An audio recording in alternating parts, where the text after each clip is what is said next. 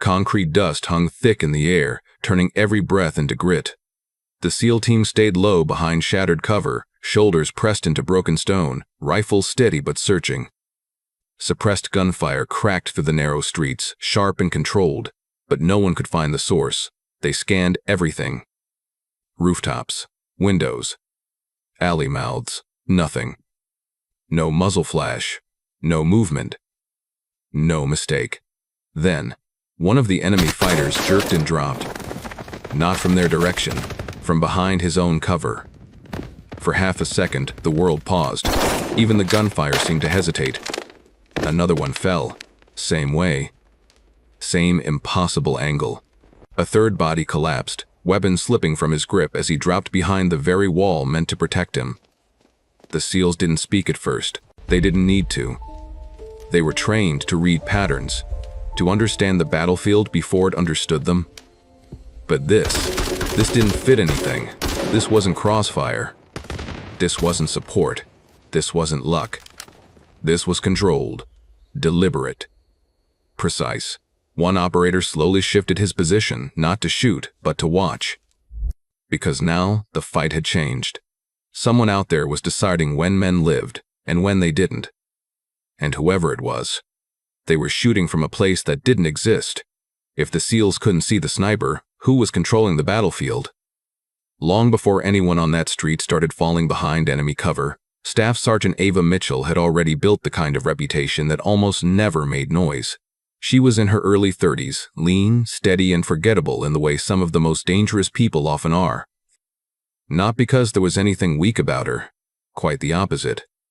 It was because nothing about her asked for attention. She did not carry herself like someone trying to prove she belonged. She did not talk more than necessary. She did not fill silence just to make others comfortable.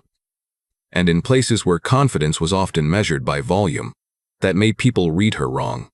On prior deployments, men from other units had described her the same way within days of meeting her. Too quiet, too slow to react, too by the book. She heard all of it, though rarely in front of her face. Sometimes it came as a muttered comment near a map table, sometimes as a shrug after briefing, sometimes as the kind of casual dismissal people used when they thought someone did not fit the image in their head. A sniper, to them, was supposed to look sharper around the edges. Colder, faster in a visible way, more aggressive, more obvious. Ava was none of that. She moved with a kind of patience that made people underestimate the speed of her mind. She could stand over a terrain board longer than anyone else in the room, saying nothing, while others mistook silence for hesitation. But she was never hesitating. She was tracing possibilities, measuring things, watching how alleys narrowed, where shadow would shift, which rooftop gave confidence without actually giving control, which wall looked safe until someone tried to lean around it. By the time others finished making quick judgments, Ava was usually 3 outcomes ahead. That was the part people kept missing. She did not react to the battlefield, she predicted it. Even during mission staging, it showed in small ways. She would tighten a firing position before the wind fully changed. She would ask one short question about a blind corner no one else had mentioned. She would shift a scope adjustment, then say nothing when 10 minutes later the light turned exactly the way she expected. Nothing dramatic, nothing theatrical. Just small corrections made early, before problems had names. It unsettled some people. Not because they thought she was wrong, but because they could not always tell how she knew. During one joint operation months earlier, a SEAL operator had watched her cross a broken ridgeline with none of the swagger men usually attached to long-range shooters. No outward tension, no predatory theatrics, no visible urgency, just quiet placement, measured breathing, and the kind of stillness that looked almost passive if you did not know better. He had glanced at another operator and muttered, "She doesn't move like a sniper." He meant it as doubt. He would have understood it differently later. Because Ava never moved like someone chasing shots. She moved like someone who had already accepted that the shot was only one small part of the decision. Position mattered more. Timing mattered more. What the enemy believed mattered most of all. That was why her file confused people who expected clean stories and visible heroics. Her record did not read like the records people like to brag about. There were no glowing lines about confirmed kills stacked into neat numbers. No dramatic language. No celebrated theater. Instead, tucked into restricted pages and quiet after-action notes, the same pattern kept appearing again and again. Restricted observation success. It showed up after mountain routes where patrols should have been cut off but were not, after extraction windows that somehow stayed open long enough for wounded men to come home, after movement corridors that the enemy lost confidence in holding, after operations where nobody could explain exactly when the balance changed, only that it did. Teams walked out alive. That was the pattern. Not flashy kills, not stories for mess halls. Outcomes. There was one deployment where a Marine recon team returned with 3 wounded and no fatalities after moving through an area later assessed to be far more saturated than intelligence had indicated. Another unit took the credit publicly because they were the ones seen on the ground. But buried deeper in the paperwork was a quiet notation about Overwatch interference, behavioral disruption, enemy displacement, and line-of-sight denial. No names in the visible report. No spotlight. Just enough language to tell the few people with clearance that someone unseen had shaped the whole fight. That someone had been Ava. And still, even with that history, she was easy to overlook in staging areas before missions. She cleaned her weapon without ritual. She checked her data twice and spoke once. She did not argue to be heard. She did not correct people unless the correction mattered. When others told stories, she listened. When others projected confidence, she studied weather, light, structure, and terrain. That was how she entered the current mission too. No one announced her like a deciding factor. No one built the plan around her presence in any obvious way. Around the visible operators, there was the familiar energy of men preparing to move into a hard urban environment. Weapons checked. Routes reviewed. Timing windows debated. Call signs confirmed. The room held the controlled pressure that always came before a dangerous operation. Ava stood at the edge of it, not apart. Just unadvertised. One of the men from an allied unit glanced at her and moved on without a second thought. Another assumed she was support attached for a narrow Overwatch task. Someone else likely saw the calm in her face and mistook it for distance. That happened a lot. People often thought quiet meant detachment. It never did. Ava cared with the kind of seriousness that made her careful. Every extra second studying terrain, every pause before speaking, every correction made before anyone else saw the need for it came from the same place. She had seen too many operations turn on one missed angle, one lazy assumption, one piece of cover trusted too early. So when she looked at a battlefield, she was not just looking at structures. She was looking at the ways men died, and the narrower ways they could still be brought home. That was what separated her from the people who judged her too quickly. They thought the battlefield began when the shooting started. Ava knew it began much earlier, in shapes, habits, tendencies, shadows, timings, and bad confidence. By the time the first shots rang out on a mission, she was often no longer deciding what to do. She was watching a pattern she had already seen coming. And that was why men kept surviving around her without always understanding why. She was never the one you saw. She was the one who made sure you survived. But what happens when no one even knows she's there? The mission began the way most of them did. Quiet. Controlled. The kind of silence that wasn't peaceful, but disciplined. The SEAL team moved through the urban grid with measured steps, boots landing softly against dust-covered pavement, rifles tracking angles before their eyes fully reached them. The streets were tight, layered with broken architecture, narrow alleyways, and stacked vantage points that turned every movement into a calculation. Multi-level threat zones, windows above, doorways below, shadows that didn't belong to anything fixed. At first, everything felt normal, no movement, no early contact, just the slow, deliberate advance of a team trained to read a city like a map of risks. One operator raised a hand, pausing the line for half a second as he checked a corner that bent just slightly out of sight. Another adjusted position without being told, covering a rooftop that gave nothing back. Communication stayed minimal, clean, efficient. They moved again. Step by step, angle by angle. Then, contact. It didn't start loud.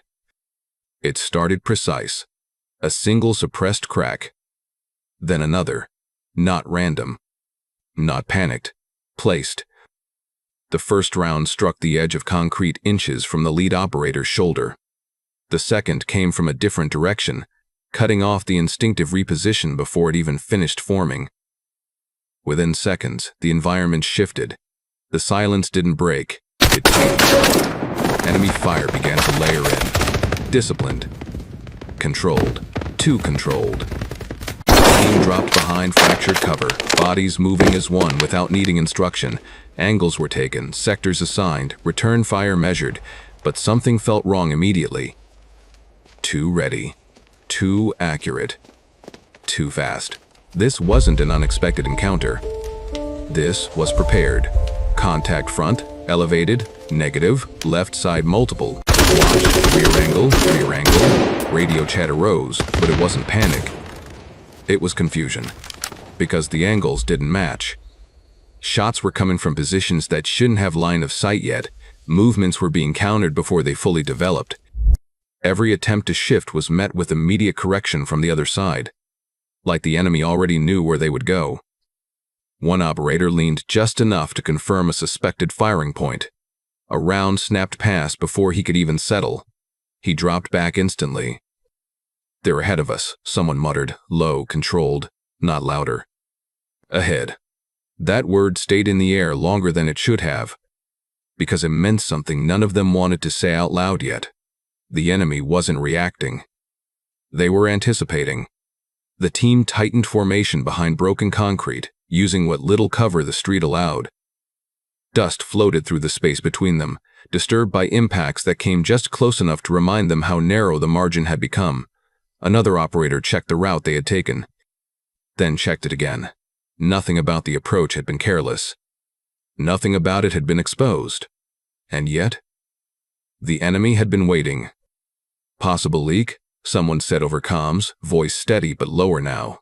No one answered immediately, because that question carried weight. A compromised route. A predicted movement path. A plan that had been seen before it was executed. Every second that passed without an answer made the situation heavier. Because if the enemy knew their movement, then this wasn't just contact. This was control. And control, in an environment like this, decided everything. Meanwhile, far from the street, far from the noise that now trapped the team in place, Ava Mitchell lay prone in a position no one on that road would have ever thought to check. Her world was different. Quieter, narrowed through glass and distance. No shouted commands. No overlapping voices. Only fragments of communication carried through controlled channels. Pieces of information. Climbing. Breath. Wind. She had been positioned off-grid by design. Not visible. Not integrated into the active movement. Not expected to engage unless something shifted beyond prediction. And something had. She listened, not to the words, but to the gaps between them. The way the team's rhythm had changed. The way responses came a fraction slower than usual. The way direction calls overlapped instead of flowing cleanly. That told her more than any direct report. Then she watched. Not the team.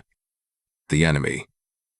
Through her scope, the battlefield revealed something different than what the SEALs were experiencing from inside it. Enemy fighters weren't scrambling. They weren't adjusting under pressure. They were already placed. Angles covered before movement occurred. Positions chosen not for reaction, but for expectation.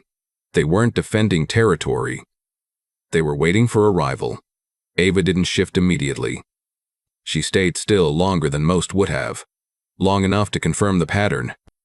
One fighter leaned early, before the SEAL team even attempted movement. Another repositioned, not away from danger, but toward where the next move would likely come from. They weren't guessing. They were predicting.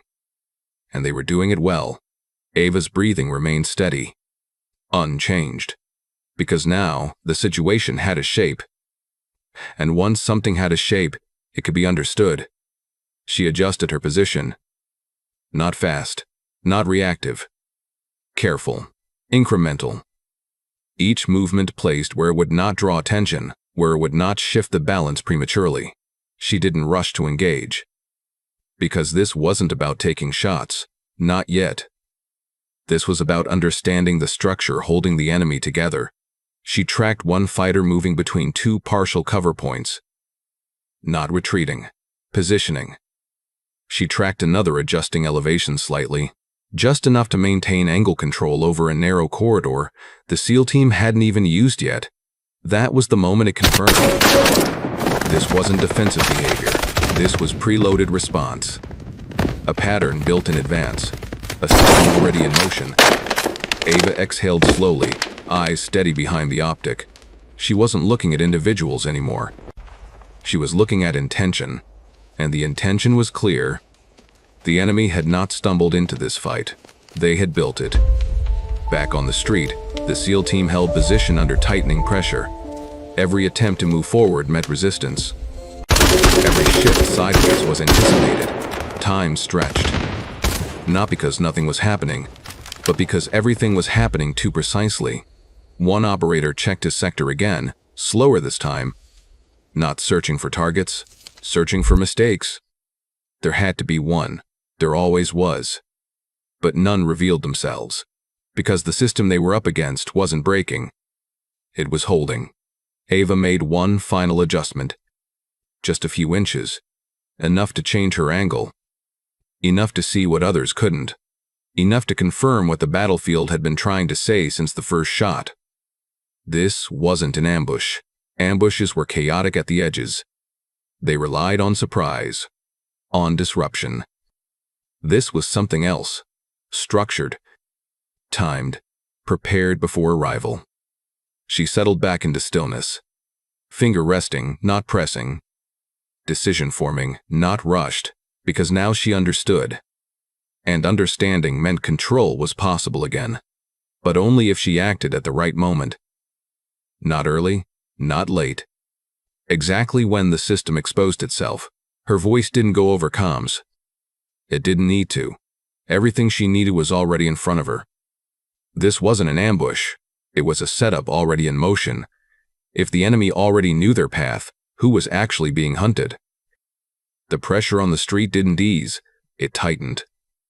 The SEAL team stayed locked behind fractured concrete and broken walls, rifles trained on angles that refused to reveal anything back. Every instinct told them to locate the shooters, to identify positions, to regain control of the fight. But there was nothing to lock onto. No clear muzzle flashes. No exposed silhouettes. No movement that stayed long enough to confirm. The enemy remained disciplined behind cover, firing only when necessary, pulling back before retaliation could land clean. It was controlled. Too controlled. One operator shifted slightly to test a new angle. A round snapped close enough to force him back instantly. "They're holding everything," someone muttered, low, focused. Another checked elevation again. Still nothing. No openings. No mistakes. For a moment, the battlefield felt locked in place. Then, one of the enemy fighters dropped. No warning. No visible shot. He just collapsed behind his own cover. The SEALs didn't react immediately. They watched. Because the direction didn't make sense. That wasn't from them. A second enemy fell. Different position. Different angle. Same result. Silence spread for half a breath. Then someone said it, barely above a whisper. "That's not us." No one corrected him, because they all knew it was true. The team stopped firing. Not out of hesitation. Out of recognition. Something else was happening. They watched the enemy now instead of engaging. Waiting. Measuring. Trying to understand what had just entered the fight. Another fighter leaned to adjust position, and dropped instantly. Clean. Precise. Timed perfectly between movements. Now the pattern was impossible to ignore. This wasn't random fire. This wasn't stray support. This was deliberate, controlled. Someone unseen was choosing moments, not just targets. Moments. From their position, the SEALs couldn't find it. Couldn't trace it. Couldn't predict it. but they could feel it. The battlefield had shifted, and whatever was shaping it was invisible. Far from the street, Ava remained completely still. Her world was narrowed down to breath, glass, and movement. She wasn't searching for targets. Not in the way most shooters did. She wasn't chasing heads or bodies. She was watching decisions. A slight lean before exposure. A shift of weight that meant movement was about to happen. A shoulder relaxing just enough to signal false confidence. That was where she lived, not in the shot, in the moment before it. Her eye followed one fighter as he settled deeper behind a wall, believing himself safe after suppressing fire toward the SEAL position. He adjusted his stance.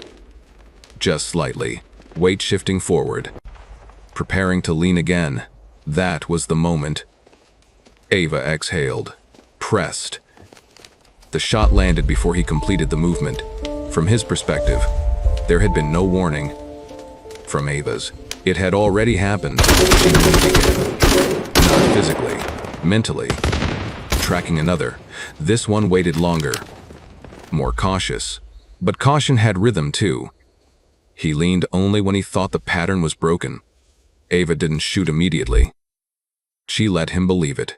Let the safety settle. Let the timing feel right. Then, the moment he trusted it, she took it away.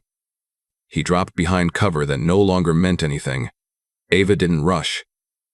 Didn't increase tempo. Didn't chase control. She maintained it, each shot placed only when certainty was complete. No guessing, no forcing. Only when the outcome was already decided. Back on the street, the SEALs watched it unfold. Enemy positions weakening, movement slowing. Confidence breaking in ways that weren't visible but were unmistakable. One operator shifted his grip slightly, no longer bracing for immediate suppression. Because now, the pressure wasn't only on them, it had been redirected. Carefully, silently. And whoever was doing it understood the fight better than anyone inside it. Ava took another slow breath.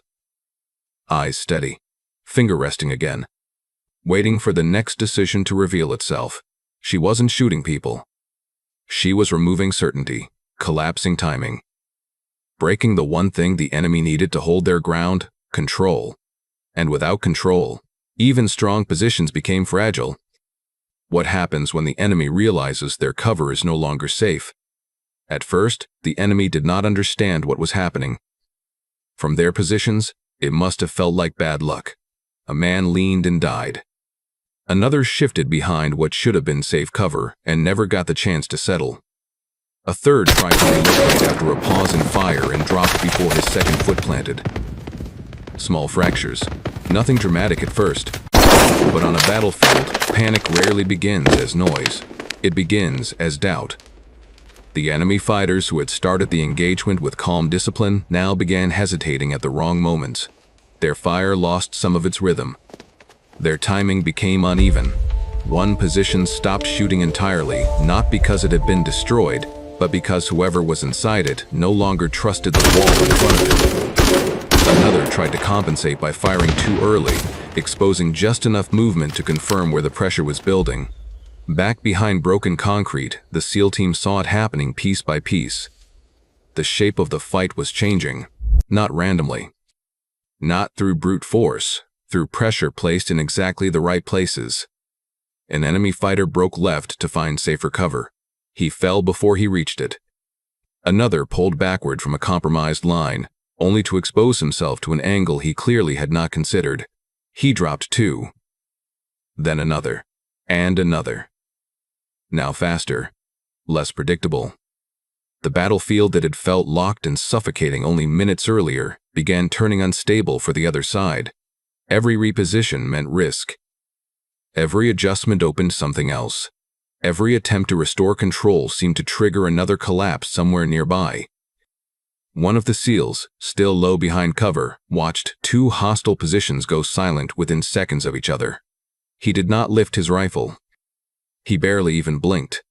He was too busy trying to understand the pattern forming in front of him. Because this was no longer support fire. Support would have relieved pressure. Support would have created openings. This was more than that. This was redesign. Beside him, another operator narrowed his eyes as one hostile fighter abandoned a firing point and instinctively moved toward a secondary wall. The moment he did, a different angle caught him and dropped him behind it. The operator's mouth tightened. Then, almost to himself, he whispered, "She's hurting them." No one answered. No one needed to. Because that was exactly what they were seeing. The unseen sniper was not just eliminating threats. She was steering them, forcing movement, closing trusted fronts, taking away the comfort of familiar positions, driving the enemy step by step into worse choices. Pressure became psychological before it became physical.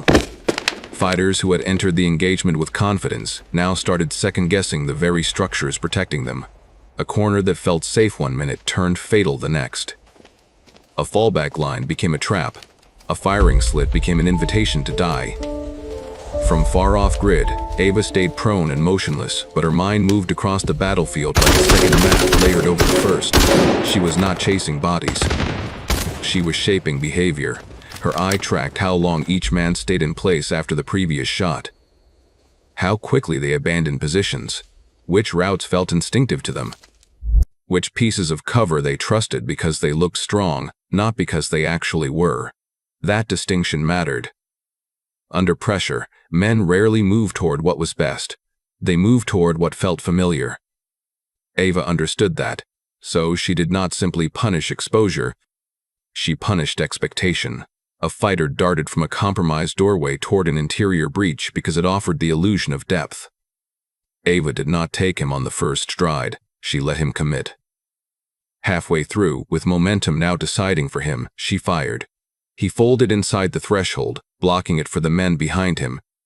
Another tried to crawl instead of run, thinking lower would mean safer. But lower only changed his rhythm. It did not change the angle.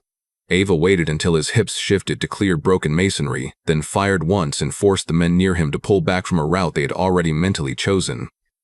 Now the pressure started spreading through the entire enemy structure. Shots came less evenly. Commands, though not audible at Ava's distance, could be felt in movement. Men were being told to shift, consolidate, recover control. But every new movement had to travel through the same invisible problem. Someone was seeing them before they understood they were visible. Back on the street, the SEAL team slowly began reclaiming pieces of awareness. They were still pinned, still in danger, still surrounded by angles they could not fully clear. But the suffocating certainty of being trapped had weakened. In its place was something stranger. The enemy was now carrying part of that fear. An operator glanced past the edge of his cover just enough to confirm what he was hearing in the pauses between rounds. Hostile fire no longer came with the same clean sequence. There were breaks in it now. Tiny stutters. Moments where men hesitated because they no longer trusted their own timing. That was when he understood the full truth. This sniper was not helping them survive the fight. She was changing what the fight was. Then the battlefield revealed the next danger. At first, it was only a subtle shift at the edge of Ava's field of view. Movement deeper back. Not panicked, not reactive. Organized. An enemy squad was repositioning. Not away from the engagement, around it. Ava's focus tightened. She tracked the line through fragments of wall, debris, and partial shadows. 4 men, then 5. Using dead ground. Moving with enough spacing to suggest planning, not retreat. A flank maneuver. If they reached the next corridor, they would come in on the SEAL team's side angle. The broken cover currently keeping those men alive would become useless. The street would collapse into intersecting fire. There would be nowhere left to settle, nowhere left to recover. If the flank succeeded, the team below was finished. Ava studied the route instantly. Distance was long. Longer than she wanted. The wind had shifted just enough to become unreliable, not strong enough to dominate, but unstable enough to punish certainty. Bits of dust and hanging cloth told conflicting stories between her and the target line. Worse, the lead man was moving in and out of partial obstruction, his body appearing only through broken intervals of wall and concrete. This was not a clean shot, not a stable range, not a controlled lane. This was the kind of decision that punished ego and rewarded patience.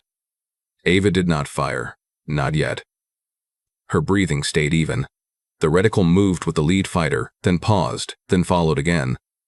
Too much wall. Too much wind. Too much uncertainty. One bad shot here would do more than miss. It would warn the squad, speed the maneuver, collapse the timing, and force the street team below into the exact endgame she was trying to prevent. So she waited. Below, the SEAL team still did not see the flank forming.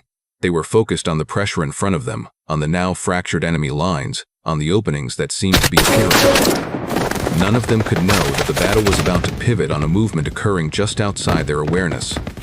Ava knew. And because she knew, she had to do the hardest thing a shooter can do under pressure. Nothing. For one more second, then another. The lead enemy fighter slowed just slightly to check spacing behind him. It was a tiny human instinct. A need to confirm the men at his back. In that fraction of a pause, his body cleared the worst of the obstruction. Not fully, just enough. The wind shifted again. Ava saw it in the smallest flicker of hanging dust crossing a gap in the wall. There. Not perfect. Never perfect. But possible. Her breath eased out. The trigger broke. At that distance, the shot seemed almost separated from consequence. Then the lead fighter dropped. Not stumbled. Dropped. The momentum of the flank broke instantly. The second man behind him jerked to cover that now boxed him in. The third tried to reverse direction, colliding with confusion instead of spacing. One man froze. Another exposed himself trying to identify the source. The clean maneuver dissolved into hesitation. And hesitation, in that position, was fatal. The squad no longer moved like a plan. It moved like men trying to survive a plan that had just died. Back on the street, the effect was immediate, even if the cause remained unseen. The side pressure that should have arrived never came. The hostile rhythm staggered. Fire that had been building toward a coordinated finish suddenly scattered into uncertainty. One SEAL lifted his head just enough to feel the difference before he understood it. Another shifted position and found the expected side angle missing. Everything changed. Not because the battle ended, but because the enemy lost the one move that would have ended it. Ava did not celebrate, did not relax, did not even let the shot linger in her mind. She was already back inside the pattern, reading the collapse spreading outward from that single interruption. Because that was the truth of the moment. In one shot, she did not stop the enemy. She erased their plan. But how long can one unseen sniper hold an entire battlefield together? The shift on the battlefield didn't just change the fight. It forced the SEAL team to ask a question they hadn't needed to ask before. Who was doing this? Between movements, between breaths, between the small windows where pressure eased just enough to think, they started checking what they could. Call signs. Assignments. Support channels. Nothing matched. No drone overhead, one operator said quietly, eyes still scanning his sector. Negative on external overwatch, another confirmed. Not ours, a third added, almost under his breath.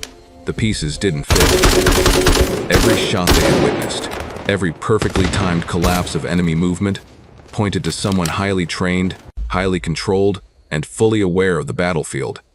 But no one had been assigned to that role. At least, not openly. One operator shifted slightly behind cover, lowering his rifle just enough to reach his comms. His voice stayed calm, but there was something different in it now. Not urgency. Recognition. Run secondary list, he said. A pause. Static. Then quiet responses came back, filtered, partial, incomplete. Nothing active. Nothing declared. Nothing visible. But then, one name surfaced, not in the main channel. Not in the standard assignments. Buried. Attached to something most of them didn't usually access. Ava Mitchell. The name hung there for a second. No one reacted immediately. Then one of the SEALs froze. Not physically, but in the way someone does when something clicks into place too fast. He knew the name, not personally. Not from working together, from something else. Something restricted. He exhaled once, slow. Observation unit, restricted file. That changed everything. The others didn't ask what that meant. They didn't need the full explanation, because tone was enough. Restricted didn't mean unknown. It meant deliberate. It meant controlled access. It meant someone who operated outside the normal structure of visible planning. Realization spread without words. She wasn't attached as standard Overwatch. She wasn't listed as active support. She wasn't even meant to be part of the fight. She was placed outside it, off-grid, unseen, unaccounted for unless something went wrong. Not as reinforcement, as contingency. Insurance. The kind you never plan to use. The kind you only remember when everything else starts failing. And now, everything had. The team didn't speak about it further. They didn't need to. Because the battlefield around them was already proving it. Every shot they had witnessed. Every shift in pressure. Every collapse of enemy control. It all pointed to the same truth. She had not been part of the plan. She had been what remained when the plan broke. And that carried a different kind of weight. Not comfort, not certainty, but something quieter, something harder. Because it meant survival wasn't coming from structure anymore. It was coming from someone who had stepped in when structure failed. What does it mean when survival depends on someone no one counted on? The change didn't come like a surge. It came like a release, not loud, not sudden, just enough for the SEAL team to feel the pressure shift away from collapse and back toward control. The enemy force, once structured and precise, was no longer holding its shape. Their timing had fractured. Their confidence had thinned. Movements that had once been deliberate now carried hesitation. And hesitation, in a fight like this, was everything. The SEAL team felt it first in the gaps. Half-seconds where fire didn't arrive when it should have. Angles that stayed quiet just long enough to be tested. One operator leaned slightly, just enough to confirm. No immediate correction. He moved. Not fast. Not reckless. Controlled. Another followed. Then another. They weren't pushing aggressively. They didn't need to. Because now, they understood the battlefield. Not fully. Not perfectly. But enough. Enough to know where pressure had broken. Enough to know which angles no longer held. Enough to move with confidence instead of reaction. They advanced in small steps, covering each other with the same discipline that had kept them alive in the first place. Each position was taken carefully, each movement confirmed before committing to the next. No wasted motion, no rushed decisions.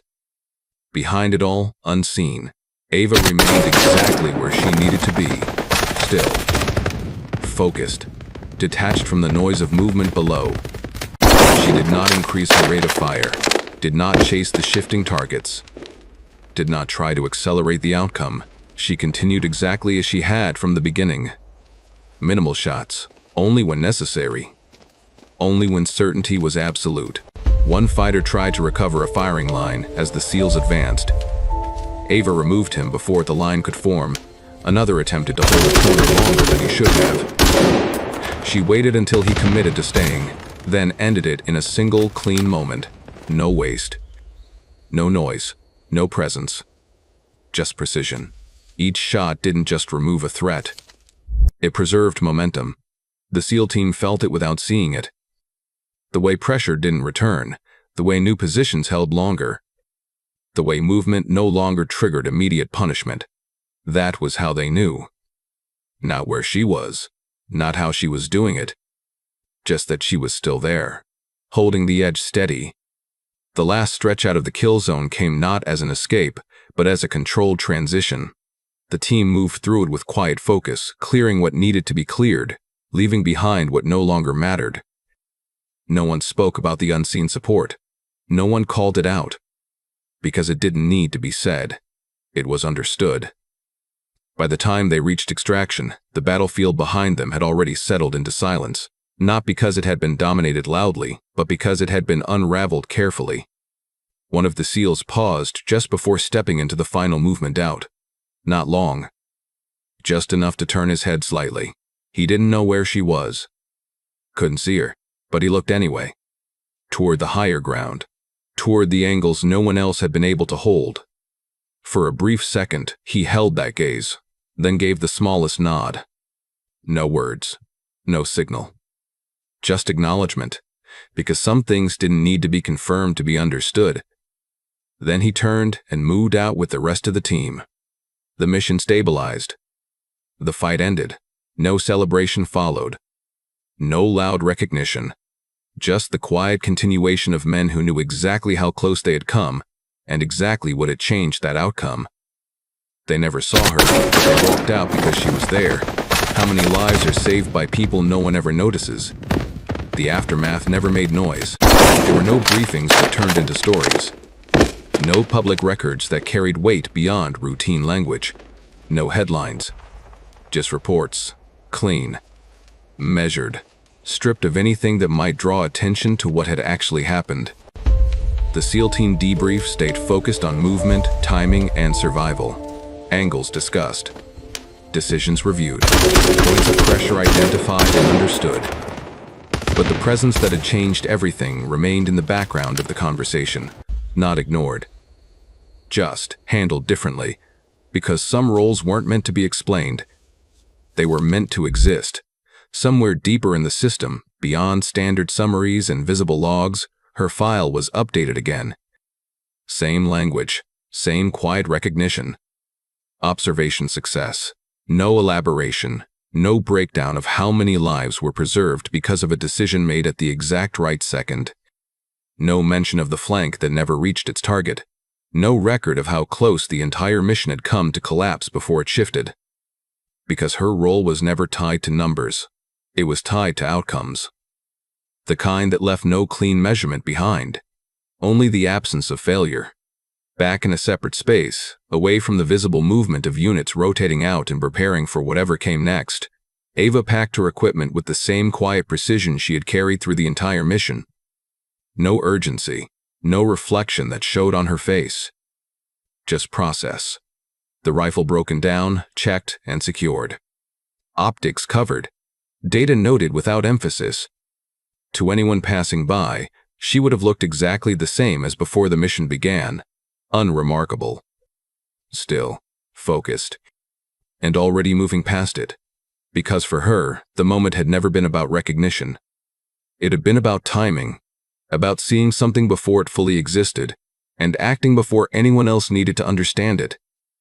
The battlefield had shifted because of that. Lives had continued because of that. But none of it required acknowledgement to remain true. That was the nature of her role. And the reason it stayed invisible.